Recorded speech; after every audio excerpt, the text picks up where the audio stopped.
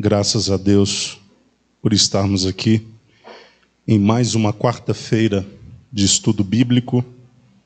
Estamos estudando o livro de Atos dos Apóstolos e nós vamos nesta noite dar prosseguimento. Nós estamos no capítulo 17 e o texto de hoje é a partir do versículo 16. Nós vamos do versículo 16 até o final do capítulo 17 e já entrar no capítulo 18. Mas antes, gostaria de fazer aquela rápida revisão da parte inicial do capítulo 17 de Atos dos Apóstolos. Nós temos aqui a descida de Paulo e sua equipe para a cidade de Tessalônica. E o texto diz que por 3 sábados ele usou a estratégia de sempre, procurou uma sinagoga para pregar o evangelho e mostrar que Jesus Cristo era o Messias. O versículo 4 diz que alguns dos judeus foram convencidos e acabaram se unindo a Paulo e Silas, bem como uma multidão de gregos obedientes a Deus e diversas senhoras da alta sociedade daquela cidade. O versículo 5 diz que os judeus eles sentiram grande inveja e começaram a procurar o apóstolo Paulo. Entraram na casa de Jason, achando que Paulo estava lá naquele momento. E como não acharam o apóstolo Paulo, acabaram usando de violência com Jason e o conduzindo até a presença dos magistrados.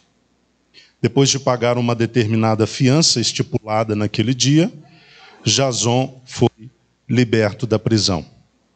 O apóstolo Paulo, ao cair da noite, o versículo 10 mostra isso, foi conduzido pelos irmãos que os enviaram, Paulo e sua comitiva, Paulo e Silas e a comitiva de modo geral, para a cidade de Bereia.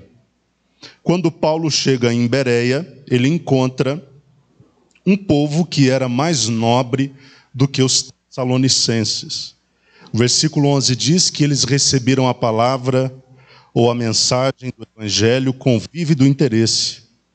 E não apenas isso, se dedicaram ao estudo diário das Escrituras. Com qual objetivo? Avaliar se tudo correspondia à verdade. Então, desta forma, muitos judeus creram, bem como um grande número de mulheres gregas da alta sociedade e não poucos homens gregos.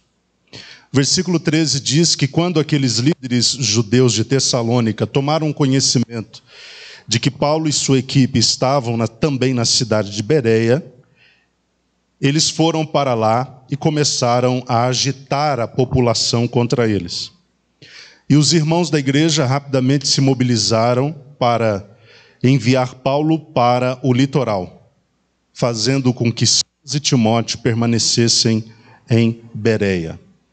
Os irmãos, então, conduziram Paulo para a cidade de Atenas e ficou a orientação para que Silas e Timóteo se reunissem com ele assim que possível.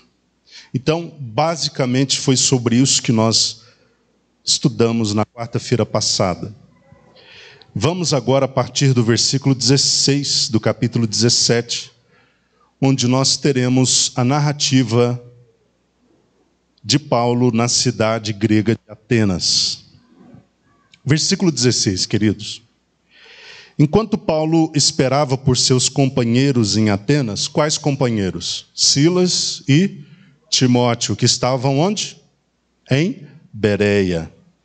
Ficou profundamente indignado ao perceber que a cidade tinha ídolos por toda parte. Vejam que Paulo, mesmo ali naquela cidade que era uma cidade bonita, uma cidade que era o centro do pensamento, o centro da filosofia, ele não se desvincula do seu propósito, porque o seu chamado era ser pregoeiro do evangelho por onde fosse. Quando ele chega na cidade, apesar de ser uma cidade muito imponente, de pessoas muito bem vestidas, de homens e mulheres muito inteligentes, de ser uma cidade, estruturalmente falando, muito bem planejada, construída, edificada. Ele percebe que havia um problema muito sério naquela cidade.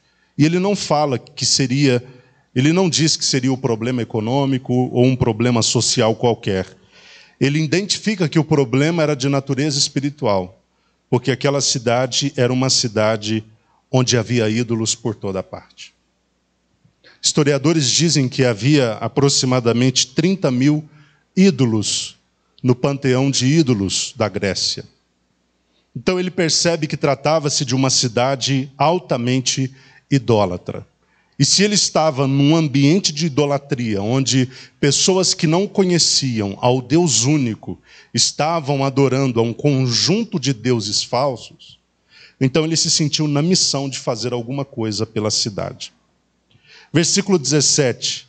E sobre esse tema, qual tema? O da idolatria, o do serviço e culto a vários deuses, dissertava na sinagoga entre os judeus e os gentios obedientes a Deus, bem como na praça principal diariamente a todos aqueles que ali estivessem. Paulo usa a estratégia de falar do assunto. Ele trata o problema da cidade, como eu disse, não era de ordem econômica ou meramente de ordem social, era um problema de natureza espiritual. A idolatria é de natureza espiritual.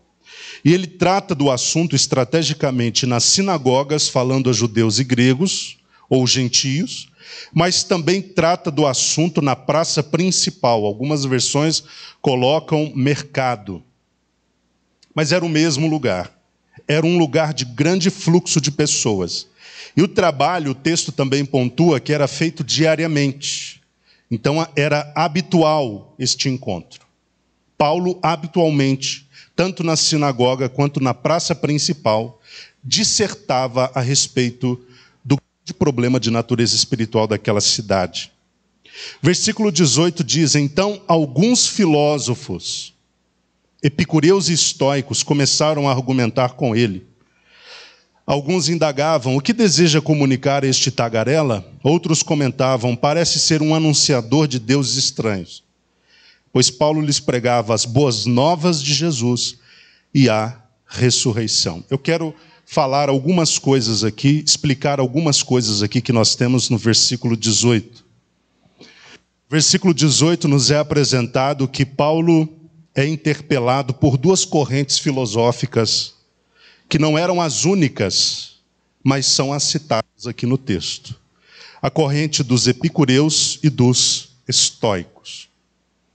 Ambos os movimentos, ou ambas as correntes filosóficas, surgiram no chamado período interbíblico. Século IV, III, II, está naquela região ali de tempo. Os epicureus surgiram de Epícuro, já falei aqui sobre ele naquela mensagem sobre Deus e o sofrimento, ou Deus e o problema do mal. Epícuro era um filósofo ateu, e dentre as muitas coisas que ele defendia, estava a questão da vida regada a prazeres. Além daquelas que eu citei na mensagem, tem estas questões também. Ele defendia uma vida regada a prazeres.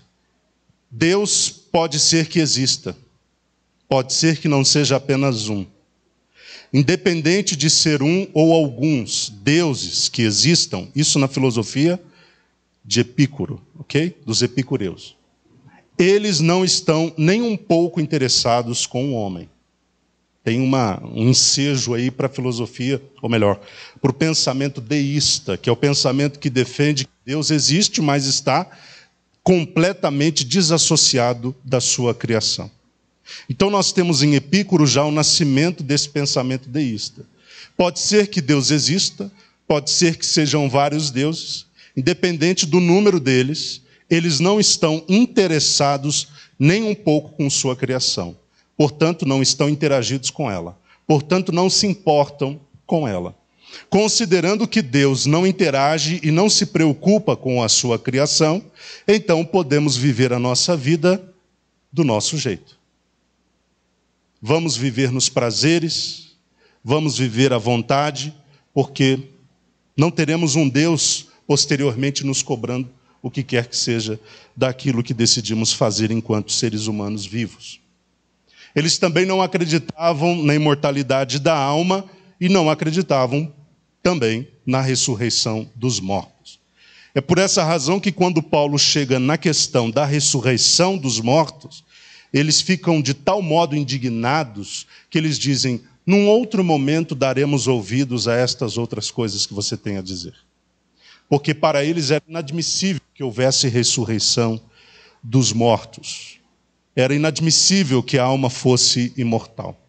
Então, é apenas algumas poucas informações sobre a filosofia dos epicureus. A vida regada a prazeres, porque não temos nenhum Deus a quem prestar contas. Deus pode ser que exista, mas não se preocupa conosco. Portanto, não teremos que prestar contas a Ele.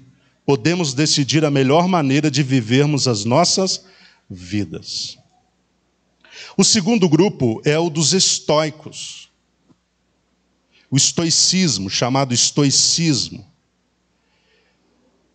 surgiu na cabeça de um homem chamado Zenão ou Zenon.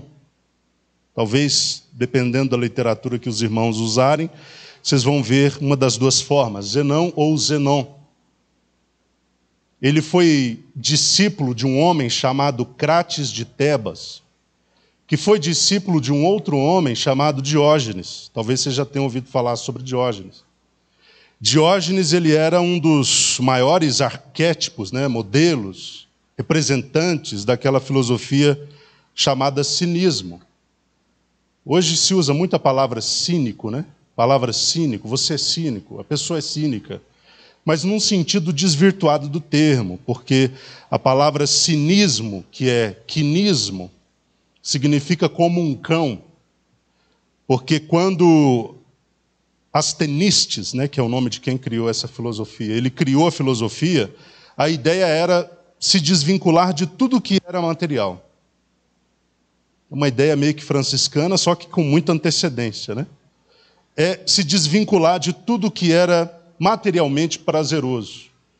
E estes adeptos que partiram de Astenites, que foi quem criou a filosofia cínica, eles abandonavam seus bens, abandonavam seus poderes, até mesmo seus pudores, para viver uma vida simples. E eles eram de tal modo miseráveis que as pessoas diziam que eles eram como cães. Então, cínico, traduzido, significa como um cão. E como eu disse, o maior expoente foi Diógenes. Ele foi o maior arquétipo dessa filosofia. Ele vivia dentro de um barril.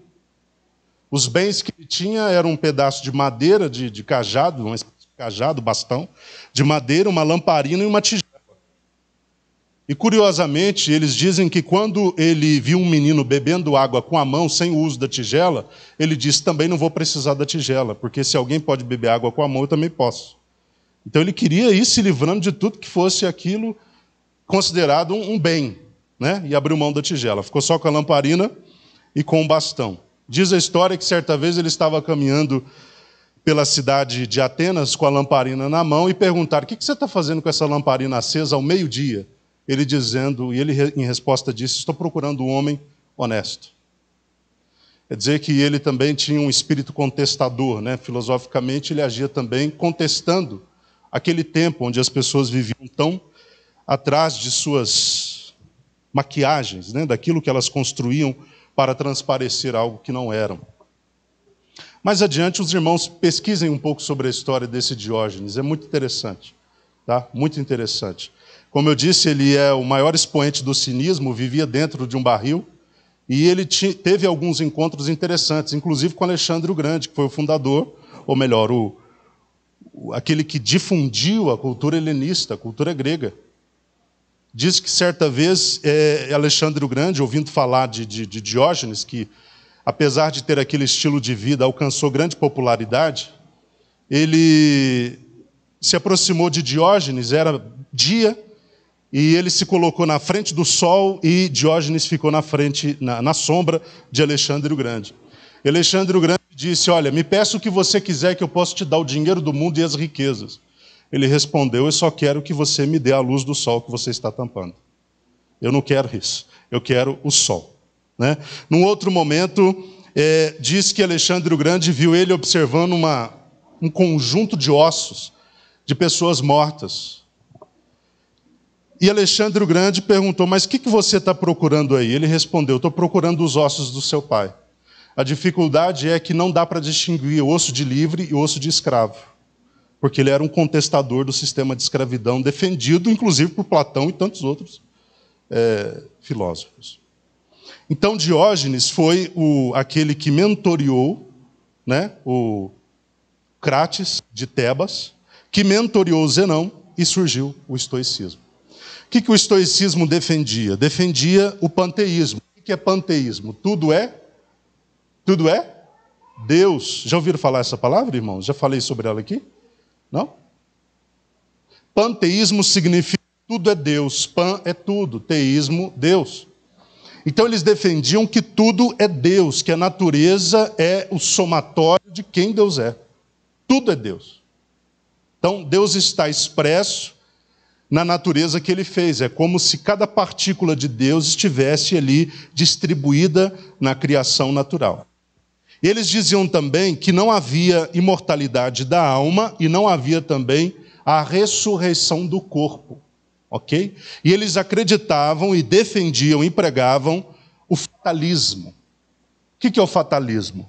Olha, você está passando por isso porque é o seu destino. Você está vivendo na prostituição, nas drogas, na violência, na marginalidade, roubando, matando pessoas e assim por diante, porque este é o seu destino. Você foi fatalmente destinado a esse estilo de vida. Então eles defendiam o fatalismo. Então o estoicismo, assim como o epicurismo, não acreditavam na eternidade da alma ou na imortalidade da alma e não acreditavam na ressurreição dos mortos. Volto a dizer, é por essa razão que quando Paulo trabalha a pauta da ressurreição, eles viram as costas. Ok? Para eles, na filosofia deles, era inaceitável que algo parecido pudesse acontecer. Outro detalhe do versículo 18, para o qual gostaria de chamar a atenção dos irmãos, é para o termo tagarela. Não sei como aparece na sua versão. Na King James aparece tagarela. O que deseja comunicar este tagarela? Como é que aparece na versão dos irmãos? Paroleiro. Quem mais?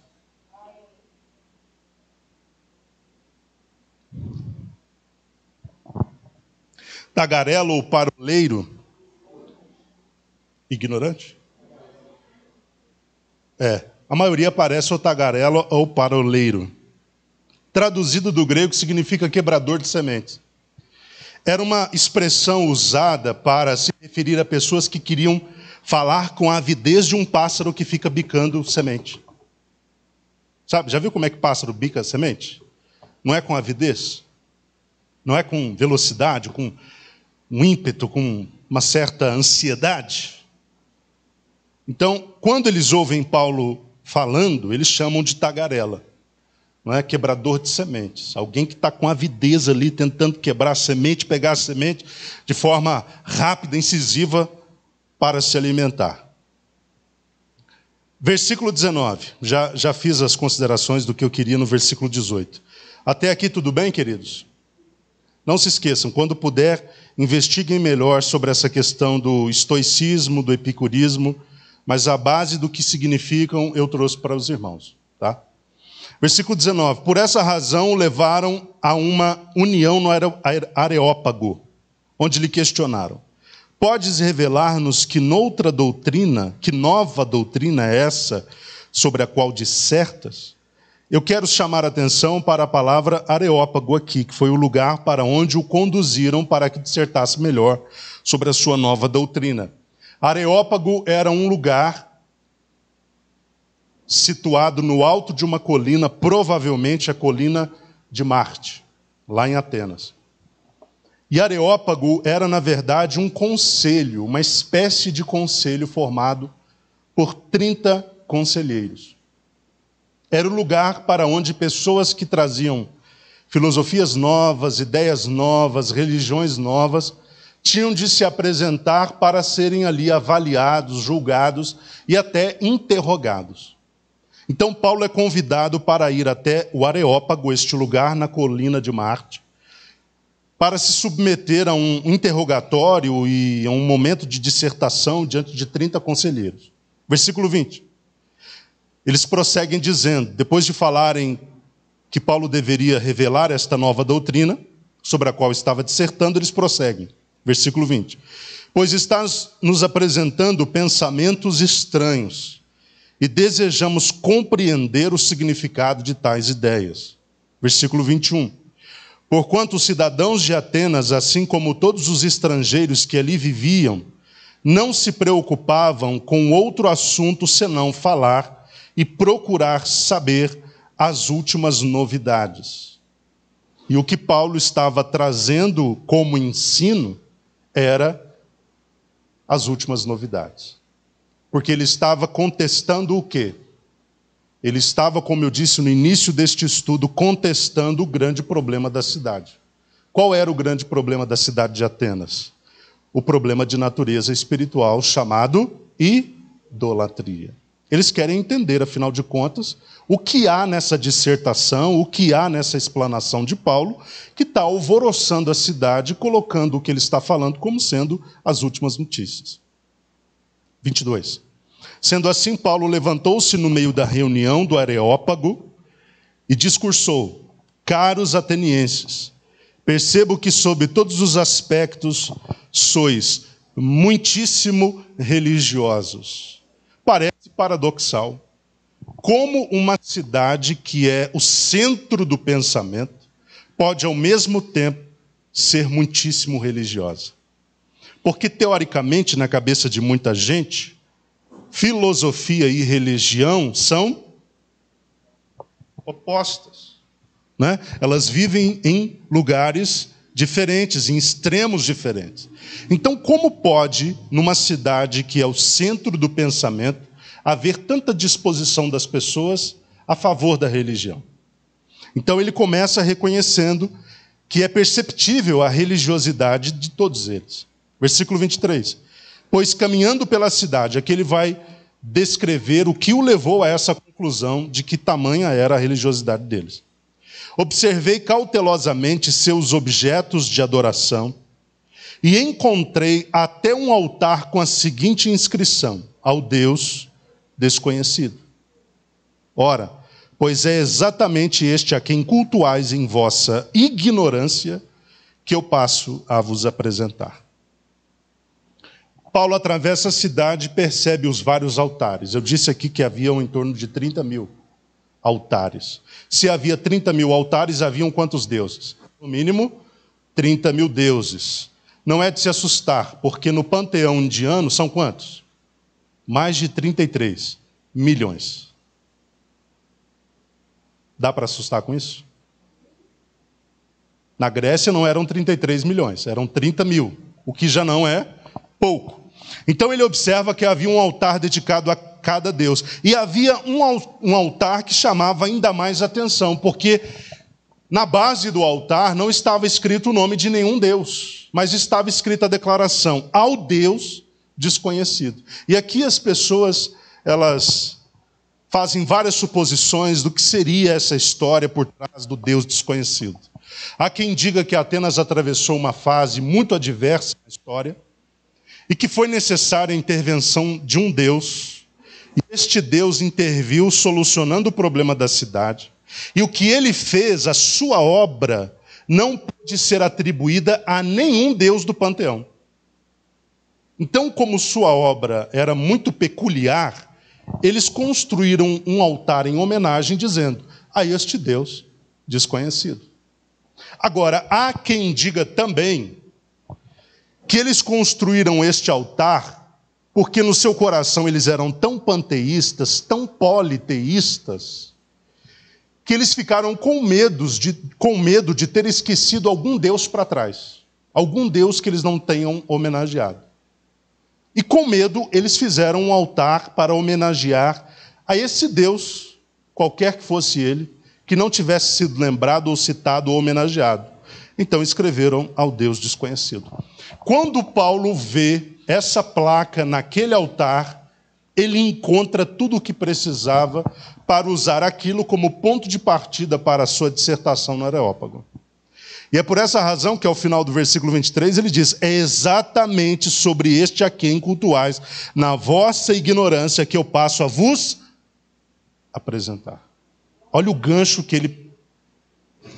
É bom quando o homem de Deus tem sabedoria para aproveitar de forma oportuna as oportunidades. É extraordinário. Quando o homem de Deus recebe do Espírito a capacidade de usar as coisas, as situações, as circunstâncias, os eventos, como ponto de partida, como gancho, como anzol para a exposição do Evangelho. Versículo 24. Agora ele começa a falar sobre esse Deus. Nós não vamos comentar cada item aqui desta exposição por questão de tempo e também é muito autoexplicativo o texto. O Deus que criou o universo e tudo o que nele existe é o Senhor dos céus e da terra, e não habita em santuários produzidos por mãos humanas. Ele também não é servido pelas mãos dos homens, como se precisasse de algo, porque ele mesmo concede a todos a vida, o fôlego, e supre todas as demais necessidades.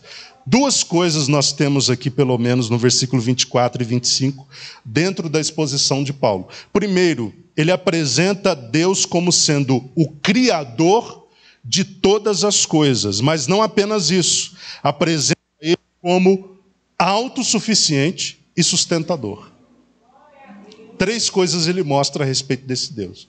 Ele é o Criador do universo, ele é um engenheiro por trás de tudo o que foi feito no universo. Ele é o grande arquiteto, a grande mente, porque havia tanta filosofia a respeito disso, dizendo que os deuses, a partir de Zeus, foram formando o mundo, mas ele chega e mostra: há um Deus, este Deus é criador do universo, ele é autossuficiente e ele é sustentador de todas as coisas.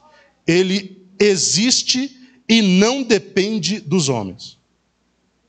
Ele existe e não habita em santuários feitos por homens. Olha que coisa extraordinária. Ele não é servido por mãos de homens como se deles precisasse de alguma coisa.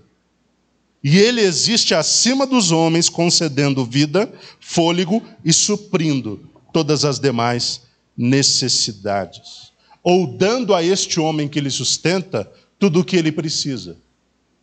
E aí nós temos a exposição da graça comum, sobre a qual nós já falamos algumas quartas-feiras atrás. Versículo 26. De um só homem fez Deus todas as raças humanas, a fim de que povoassem a terra, havendo determinado previamente as épocas e os lugares exatos onde deveriam habitar. Deus assim procedeu para que a humanidade o buscasse e provavelmente como que tateando, vocês conhecem essa expressão, né? É o cego que não conhece o ambiente e tem que se localizar através do tato, da mão. Tateando pudesse encontrar, ainda que de fato não esteja distante de cada um de nós. Pois nele vivemos, nos movemos, ou nos movimentamos e existimos. Como declararam alguns de vossos poetas, olha só que Paulo, ele conhece a escritura ou o material bibliográfico dos atenienses. Daí a importância do conhecimento, porque até o que ele sabia sobre os escritos dos poetas atenienses, ele usa como recurso para a exposição do Evangelho. Vocês me entendem que o conhecimento é importante porque ele nunca é algo que pode ser desperdiçado. Ele é sempre utilizável, o conhecimento. Você pode não utilizá-lo agora, mas vai surgir uma situação que aquele conhecimento vai ser necessário, inclusive para você testemunhar de Jesus. Paulo está usando o conhecimento da literatura dos atenienses para argumentar a sua dissertação, porquanto dele também somos melhor. como declararam alguns de vossos profetas, porquanto dele também somos descendentes. Poetas, não profetas. 29.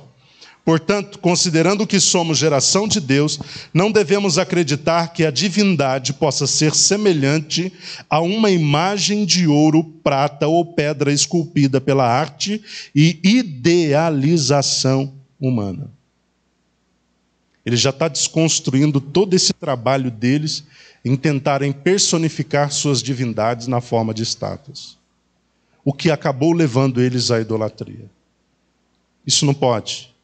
Deus, este Deus sobre quem estou falando, é criador do universo, sustentador de todas as coisas, supridor do mundo com a graça comum. Este Deus que é poderoso e autossuficiente, ele não pode ser representado a qualquer que seja a imagem de ouro, prata ou pedra esculpida pela arte e idealização humana. 30. Em épocas passadas, Deus não levou em conta esta falta de sabedoria, mas agora ordena que todas as pessoas em todos os lugares cheguem ao arrependimento. Inclusive vocês. É como se ele dissesse assim: vocês atenienses viviam na ignorância, não conheciam este Deus que eu estou apresentando. Mas a partir deste momento, está sendo ordenado a vocês que vocês cheguem ao arrependimento. Deus até considerou o tempo da ignorância de vocês. Mas a partir do momento que a verdade está sendo exposta, vocês já não são ignorantes em relação a essa verdade. Portanto, é necessário que vocês cheguem ao arrependimento. Versículo 31. Porque determinou um dia, aqui Deus vai contrariar a filosofia dos epicureus estoicos, que não acreditavam num Deus interagido com a criação, um Deus preocupado com a criação e um Deus a quem a criação tinha que prestar contas. 31. Porque determinou um dia em que julgará o mundo com rigor, o rigor de sua justiça. Ou seja, determinou um dia em que ele virá exigir uma prestação de contas do mundo. E ele virá com toda a justiça. Por meio do homem que para isso estabeleceu. Que homem ele estabeleceu? Jesus Cristo. E quanto a isso, ele deu provas a todos, ao ressuscitá-lo dentre os mortos. Ele converge o discurso para Jesus, para chegar no assunto ressurreição. Na cabeça dos estoicos e epicureus, antes de ouvirem a dissertação de Paulo, eles achavam que Paulo estava querendo sugerir um casal de deuses, formado por Jesus e uma tal de ressurreição. Era assim que eles estavam equacionando. Ok? Eles achavam que Paulo estava trazendo essa religião, onde havia um Deus chamado Jesus, que era casado com uma mulher, uma deusa, chamada a ressurreição. E na ressurreição eles não podiam acreditar de forma nenhuma, porque isso contrariava absurdamente toda a filosofia estoica e toda a filosofia epicurista. Mas Paulo está dizendo, ele foi ressuscitado, deu provas a todos ao ressuscitá-lo dentre os mortos. Agora vamos ver a reação, versículo 32 ao 34, finalizando o capítulo 17. Como eles reagiram a esta palavra? Porque foi uma palavra direta, uma palavra assertiva, sem rodeios. Paulo falou do problema deles, que era de natureza espiritual. Havia idolatria naquela cidade. E o Evangelho apresenta um Deus uno, um Deus único, um Deus que reina sozinho sobre tudo. E que exige daqueles a quem se apresenta arrependimento. Exige daqueles que passam a conhecê-lo arrependimento. Vamos ver como eles reagiram. Entretanto, alguns deles, assim, que ouviram falar sobre a ressurreição dos mortos. Esse era um calcanhar de Aquiles para muita gente. Vocês já repararam nas Escrituras? Para os filósofos das duas correntes era um calcanhar de Aquiles, mas para os judeus também era. E eu estou falando de que grupo de judeus? Daqueles que compunham o Sinédrio. Um deles, um dos grupos. Qual era? Saduceus. Quando chegava no assunto ressurreição, eles viravam as costas, os saduceus.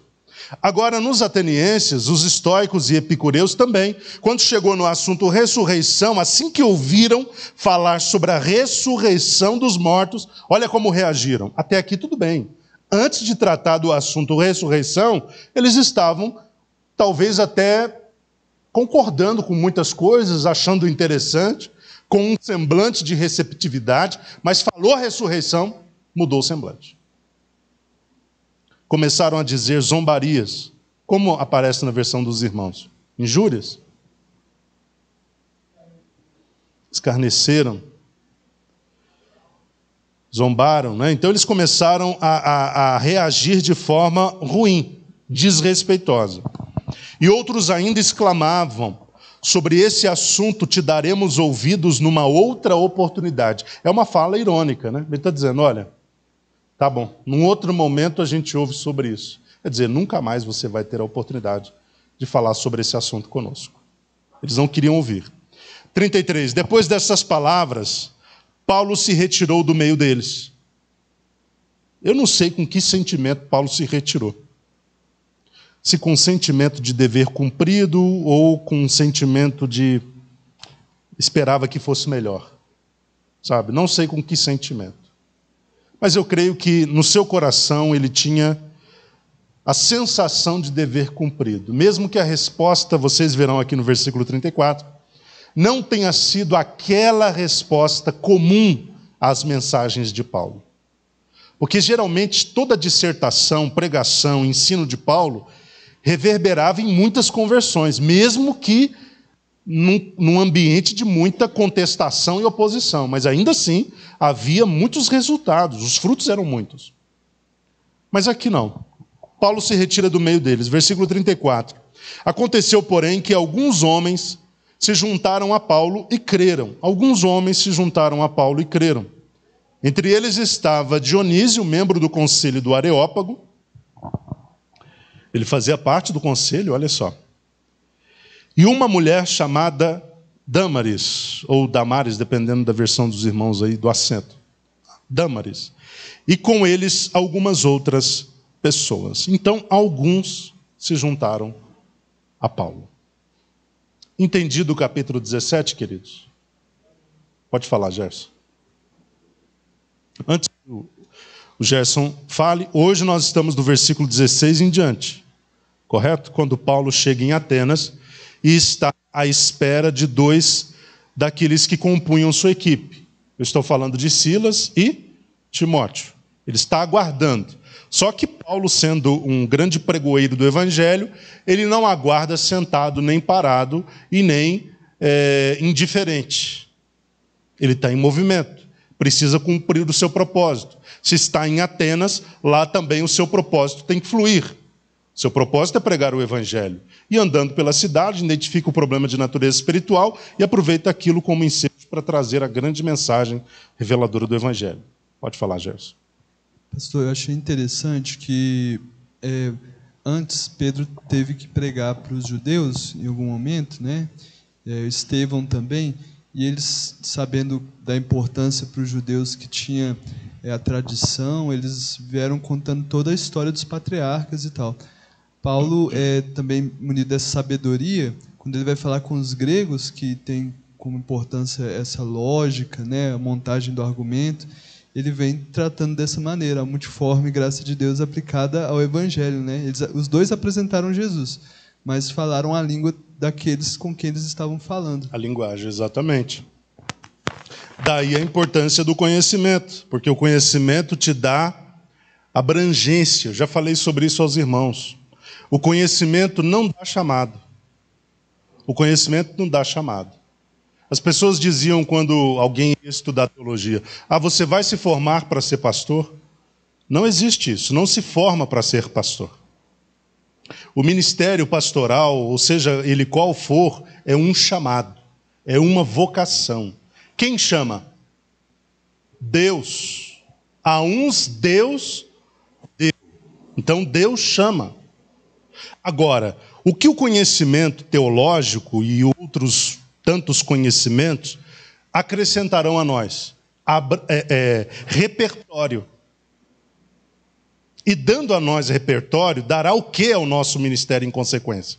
Abrangência. Ramos de atuação. Paulo se dirigia tranquilamente a um público judeu, quanto a um público gentio, quanto a um público de filósofos, quanto a um governador. Por quê? Ele tinha um repertório que dava abrangência, ramos de atuação. Ele não fala só ao pobre. Vocês estão entendendo? Ele não fala só ao senhor que não tem o primeiro grau, ou que não tem a terceira série. Ele fala também com cátedra. O camarada que está sentado na cadeira do estudo por muitos anos, é filósofo. Ele fala com um cientista. Ele fala com um grande governante. Por quê? O conhecimento que Paulo trouxe consigo quando se converteu, deu ao seu ministério a abrangência. É por essa razão que nós não podemos estacionar no conhecimento. E é por essa razão que eu aproveito o ensejo para pontuar que nós temos encorajado a leitura de pelo menos um livro avulso por mês aqui na congregação, além da Bíblia. Porque nós queremos que você tenha repertório para ter abrangência. Repertório para ter extensão. Então, você deve sim buscar o conhecimento. Durante muito tempo, demonizou-se o conhecimento, dizendo, conhecimento é do diabo. Como assim conhecimento é do diabo? Se a palavra de Deus diz, crescei na graça, crescei no conhecimento. Como Deus vai encorajar o crescimento em algo que é demoníaco? Não existe isso, irmão. Você conversa, graças a Deus, que já foi superada em boa parte da mente dos crentes. Não existe conhecimento do diabo. O conhecimento está à disposição e você deve apreendê-lo ao máximo, adquiri-lo ao máximo. Se você pode falar português, inglês, espanhol, chinês, japonês, por que você não pode fazer então? Aproveite, coloque esse repertório para dentro. Assim Deus te usa no Brasil, usa em países de língua inglesa, em países de língua portuguesa, em países onde fala japonês, chinês, que é o mandarim, né? Você está dando o que ao seu ministério? Abrangência. Possibilidade de abrangência. Então Paulo ele usa a linguagem correta com cada público porque ele tem repertório para isso. Ele consegue falar tanto do mais simples quanto ao mais elitizado porque ele tem repertório, conhecimento, habilidade. Isso dava extensão. Olha a região de alcance do apóstolo. Do mais simples ao mais elitizado. Então, aproveite a vida que você tem para buscar conhecimento. Capítulo 18, eu disse que nós entraríamos nesse capítulo, vamos lá. Logo depois destes acontecimentos, quais? Aqueles descritos em Atenas. Paulo deixou Atenas e rumou para Corinto. Esta cidade, foi ali que nasceu uma igreja a quem ele endereça posteriormente 2 cartas. Né? Uma igreja que era uma igreja que operava nos dons, era uma igreja carismática. Por outro lado, também uma igreja muito infantil. Precisava de muita orientação. Operava nos dons, só que com ignorância. Então Paulo escreve as cartas à igreja de Corinto também para tratar dos dons, mas não apenas isso, inclusive para defender o seu apostolado, que lá na igreja estava sendo questionado. Ele escreve a 2ª carta para isso. Então ele sai de Atenas e vai para onde, queridos? Corinto. Chegando ali, encontrou um judeu chamado Áquila. Não é mulher aqui. Áquila não é mulher aqui, tá, queridos? É homem. Áquila. Ele era natural de onde? Do Ponto. Que tinha acabado de chegar da Itália juntamente com sua esposa Priscila, pois Cláudio havia baixado um decreto intimando que todos os judeus se retirassem de Roma. Paulo então foi visitá-los. Então nós temos este casal sendo expulso da Itália, de Roma, não apenas eles, todos os judeus, por um decreto baixado por Cláudio, que era o imperador naquele período. Ele ordenou a saída de todos os judeus da região da Itália, Roma. E eles vão para a cidade de Corinto, e lá Paulo se encontra com eles e vai visitá-los. Versículo 3. E percebendo que tinham a mesma profissão, Paulo passou a morar e trabalhar com eles, pois eram fabricantes de tendas. Este era o ofício, esta era a atividade do casal. Eles fabricavam tendas.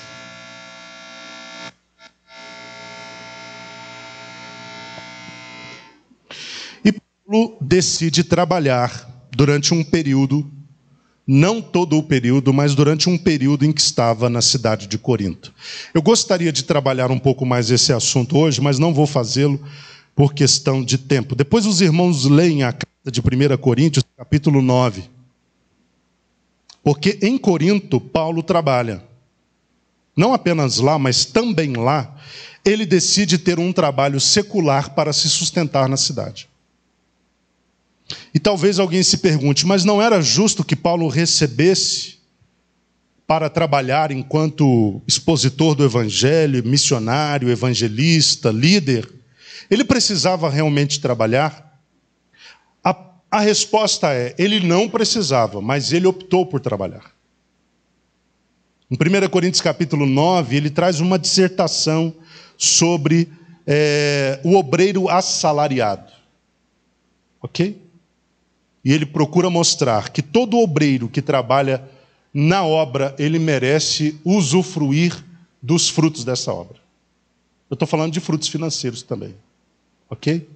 Então lá os irmãos vão observar isso. Eu estou falando porque tem muita gente que quando olha para um pastor que é assalariado, que não é o nosso caso, que é assalariado pela igreja, eles começam a atacar pedras. Mas pastor que ganha salário da igreja?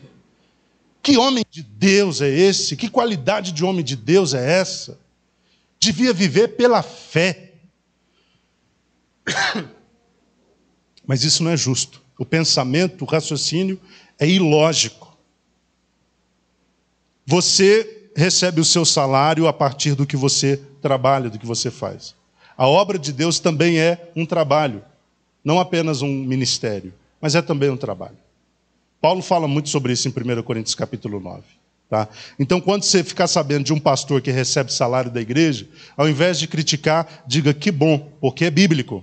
Que bom, porque procede da palavra de Deus. Obviamente, a gente não está aqui levantando a bandeira da ostentação. Pastores que vivem como se fossem milionários, né? E extraem isso da igreja. Não. Ele tem que receber o que é justo a partir da igreja, e se ele criar outras fontes de renda dali, aí é da inteligência dele, é da capacidade administrativa dele. Claro. Né? Não é que ele não pode enriquecer, mas ele vai enriquecer a partir daquilo que ele construir da forma como ele administrar o que é da casa de Deus. Ok?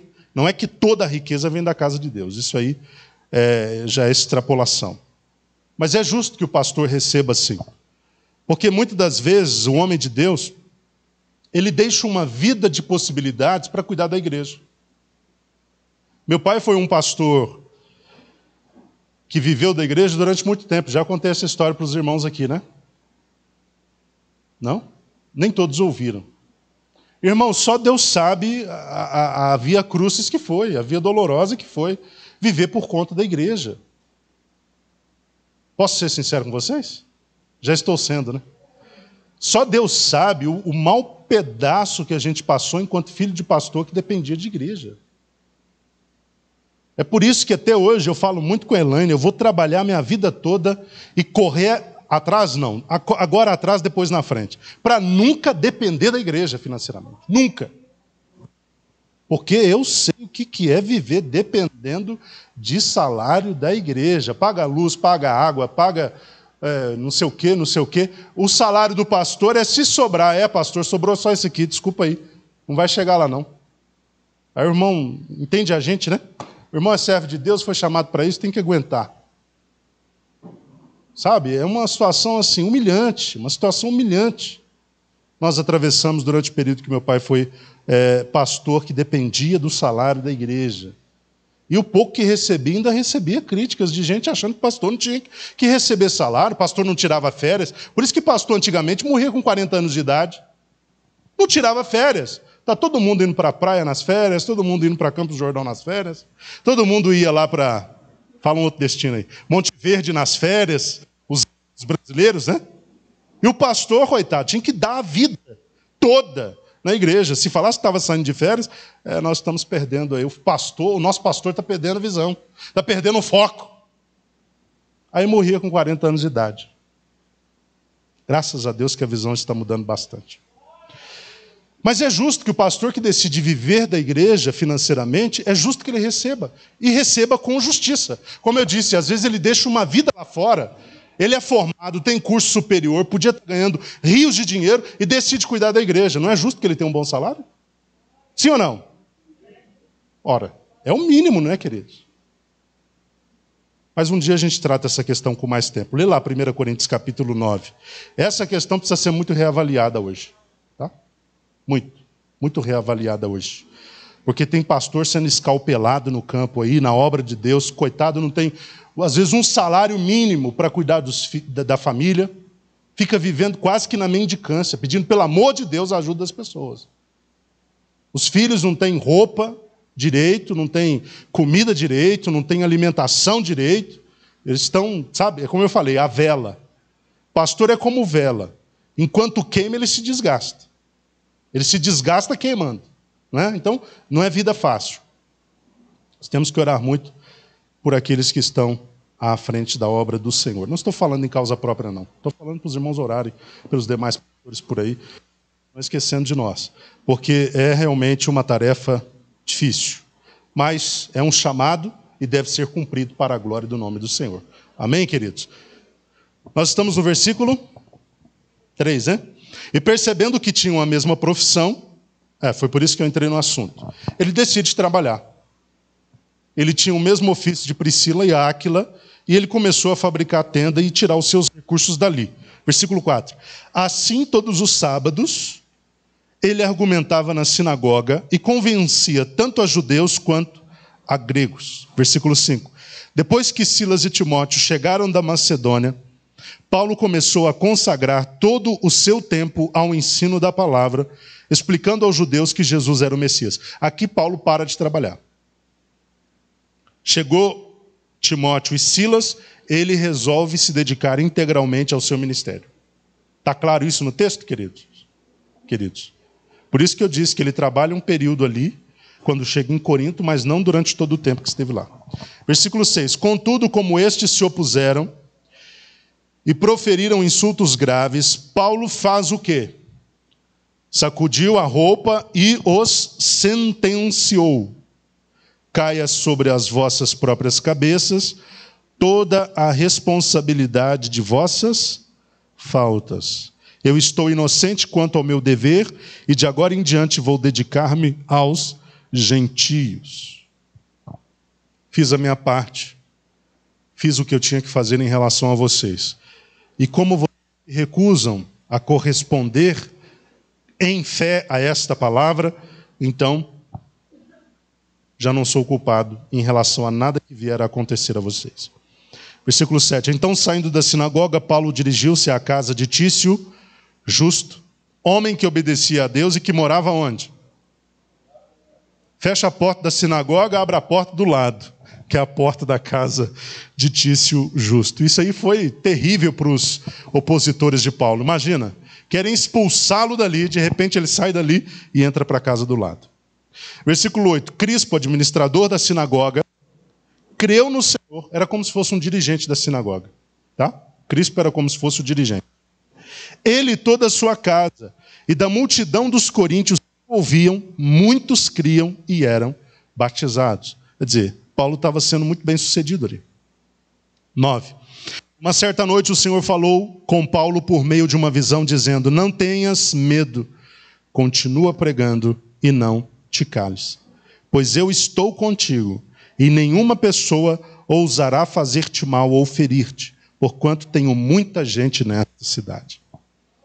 Essa palavra entra aos ouvidos de Paulo como um bálsamo, creio eu. De vez em quando Deus tem que falar alguma coisa, sim ou não, queridos? Porque tem hora que você está com a alma flagelada, rasgada, seu espírito está todo açoitado, e você fica falando: Senhor, fala alguma coisa, Senhor, dirige-se a mim, Diga alguma coisa. Eu creio que Paulo talvez estivesse numa situação como esta. E o Senhor fala com ele no meio de uma visão, encorajando ele. Paulo, você não precisa ter medo, continua pregando, não se cale. Eu estou com você. Ninguém vai te fazer absolutamente nada de mal ou ferir você, porque eu tenho muita gente nesta cidade. Em outras palavras, ele está dizendo, eu preciso que você siga cumprindo o seu propósito, porque eu tenho outro propósito, que é o de salvar as pessoas dessa cidade. Então Paulo é revigorado com aquela visão. Versículo 11, assim Paulo permaneceu ali durante quanto tempo? 1 ano e meio, 1 ano e 6 meses, fazendo o quê? Ensinando a palavra de Deus ao povo. Dá para a gente terminar o capítulo 18. Acho que não vai dar não, mas vamos avançar um pouco mais. 12. Quando, porém, Galho era procônsul da Acaia, os judeus se levantaram unânimes contra Paulo e o conduziram ao tribunal, protestando. Este persuade os homens a adorar a Deus de uma forma contrária à lei. Este sempre era o argumento, né? No momento em que Paulo daria início à sua defesa, Galho os admoestou. Se em realidade houvesse, ó judeus, alguma afronta grave ou crime, certamente, e com razão, eu os ouviria. Entretanto, visto que se trata de uma questão de palavras e nomes de sua própria lei, ora, resolvei isso vós mesmos, pois não quero me dispor a ser juiz desses assuntos. Em outra palavra, saiam daqui. Não quero ouvir sobre isso. É problema de vocês. É referente à lei de vocês, ao relacionamento de vocês com Deus de vocês, então vocês que resolvam. Então ele se indispôs lá com o pessoal. Versículo 16. Ordenou que fossem expulsos do tribunal. Quem? Paulo e os acusadores dele. Então todos se voltaram contra Sóstenes, administrador da sinagoga, e o espancaram em frente ao tribunal. Contudo, Galho não expressou qualquer perturbação diante deste episódio. Sóstenes era uma espécie de segundo dirigente da sinagoga. O primeiro era Crispo. Sóstenes talvez fosse uma espécie de segundo dirigente da sinagoga. E ele é espancado na frente do tribunal. O texto não diz qual a razão, tá, queridos? O texto não diz. Simplesmente diz que ele foi espancado em frente ao tribunal. Nós supomos que isso ocorreu porque ele também aderiu à fé. Porque não havia motivos, senão este. Por que ele foi espancado junto ao tribunal, ou em frente? Porque provavelmente ele aderiu à mesma fé que Cristo aderiu. Isso levou ele a ser alvo daquela violência. Meus irmãos, nós vamos parar por aqui. Na quarta-feira que vem, nós vamos a partir do versículo 18. Terminar o capítulo 18, entrar no capítulo 19, e eu pretendo dar um avanço mais significativo aí nas próximas semanas, para a gente terminar Atos dos Apóstolos. São 28 capítulos. Então, não dá para a gente ficar um capítulo por semana, senão nós ficaremos 28 semanas, que representam quantos meses? 7. É muito tempo? É muito tempo, né? E nós estamos aqui no capítulo 18, nós estamos entre 15 e 16 semanas em Atos dos Apóstolos. Nós já são mais de 3 meses. 4 meses, desculpe. 4 meses? 3, 4 meses em Atos dos Apóstolos. Então nós precisamos terminar para seguir fluindo também nas cartas de Coríntios e tudo mais. Então quarta-feira que vem finalizaremos o capítulo 18, entraremos no capítulo 19. Como eu tenho sempre explicado aos irmãos, e volta e meia faço questão de explicar de novo. O propósito deste método de estudo que nós estamos usando nas quartas-feiras é o de uma leitura comentada. Não é pegar um assunto, um tema, e detalhar, e discorrer, e usar passagens paralelas e tudo mais. Nesse método não é este o intuito. É ler, fazer algumas considerações, pontuar algumas coisas, e seguir lendo, e seguir pontuando, e seguir comentando. Porque o intuito é dar aos irmãos uma visão panorâmica da Bíblia, tá? Uma visão geral, de cima, sem muito detalhe, sem muito pormenor, mas uma visão que vai te dar condições de saber onde é que estão os assuntos da Bíblia. Você sabe que início da igreja, avanço da igreja, perseguição da igreja está onde? Atos dos Apóstolos. Se você quer saber sobre salvação pela graça e tudo mais, a igreja, Efésios. A doutrina das últimas coisas, Apocalipse. Cartas pastorais, 1ª e 2ª Timóteo, Tito. Então, é isso. O intuito é esse, é passar essa visão para os irmãos. Nós temos a alegria de receber aqui o irmão Mateus.